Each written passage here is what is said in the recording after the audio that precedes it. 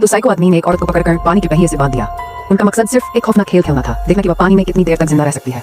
जैसे जैसे पहिया घूमता गया, औरत का शरीर धीरे धीरे पानी में डूबने लगा, जब तक कि वह पूरी तरह जलमग्न नहीं हो गई। उन्हें लगा कि इस दर्दनाक अजाब से वह गिड़गिड़ाने लगेगी, लेकिन उन्हें ये नहीं पता था कि वह औरत एक टॉप लेवल एजेंट थी। पानी में सांस रोकना उसके लिए कोई मुश्किल काम नहीं था। वह सोच रही थी कि कैसे इस हालात से निकला जाए, लेकिन तभी उसकी नजर पानी में तैरती हुई एक लाश पर पड़ी। ये अचानक का झटका इतना भयानक था कि उसने घबराकर अपनी पहले से रोकी हुई सांस बाहर छोड़ दी। अब उसकी जान वास्तव में खतरे में थी। वह पूरी ताकत से बचने की कोशिश करने लगी, लेकिन रस्सियों की जकड़ इतनी मजबूत थी कि निकलना नामुमकिन लग रहा था। जब वह मरने के करीब थी, तब उन आदमियों ने उसे फिर से बाहर खींच लिया। वह हाफती हुई जल्दी जल्दी सांस लेने लगी, क्योंकि उसे नहीं पता था कि अगली बार उसे कब तक डुबोकर रखा जाएगा। जब उन्होंने देखा कि वह टूटने की कगार पर है, तो उससे जबरदस्ती राज उगलवाने की कोशिश करने लगे, लेकिन वे गलत औरत से टकरा गए थे। वह एक अनुभवी जासूस थी और इस तरह के जुल्मों से टूटने वाली नहीं थी। गुस्से में आकर उन आदमियों ने उसे फिर से पानी में धकेल दिया।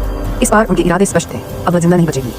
लेकिन इसी मौत के पल में उसकी अल्टीमेट सर्वाइवल स्किल्स जाग गई। वह पूरी ताकत से अपने शरीर को मोड़ने लगी, जब तक कि उसका बायां हाथ रस्सियों से आजाद नहीं हो गया।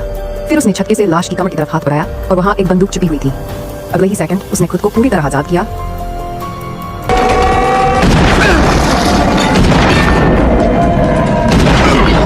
और बाहर आकर उन दरिंदों के सामने खड़ी हो गई, जो अब अपनी आखिरी सांसें गिन रहे थे। एक के बाद एक दोनों को ठिकाने लगाने के बाद वह वहां से सुरक्षित बच निकली, बिल्कुल उसी अंदाज में जैसे एक टॉप लेवल एजेंट को निकलना चाहिए।